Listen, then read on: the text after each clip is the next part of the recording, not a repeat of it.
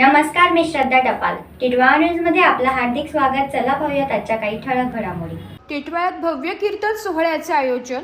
राष्ट्रसंत ऐश्वर्य संपन्न संत भगवान बाबा व वैराग्यमूर्ती संत वामनभाऊ महाराज यांच्या संयुक्त पुण्यतिथी निमित्त 3 दिवसीय भव्य कीर्तन सोहळ्याचे आयोजन शुक्रवार दिनांक 9 जानेवारी ते 11 जानेवारी दरम्यान राष्ट्रसंत भगवान बाबा सेवा मंडळ मांडव टिटवाळा यांच्या वतीने केडीएमसीच्या अग्निशमन केंद्राच्या पाठीमागे करण्यात आले आहे.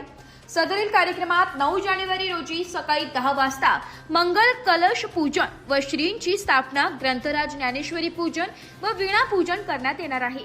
पहाटे 5 ते 7 काकडा भजन, सायंकाळी 4 ते 5 प्रवचन, सायंकाळी 5 ते 7 हरिपाठ, रात्री 8 ते 10 कीर्तन सेवा असे आयोजन करण्यात आले आहे.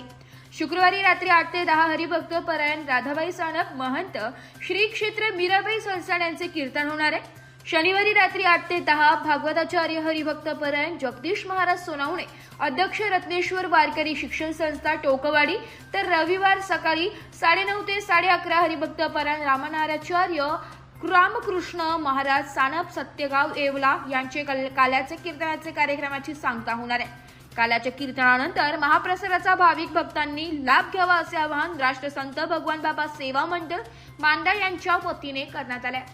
Bureau report, Titwala news, Titwala. तर या होत्या आजच्या काही ठळक घडामोडी. उद्या पुन्हा भेटू याच ठिकाणी. धन्यवाद.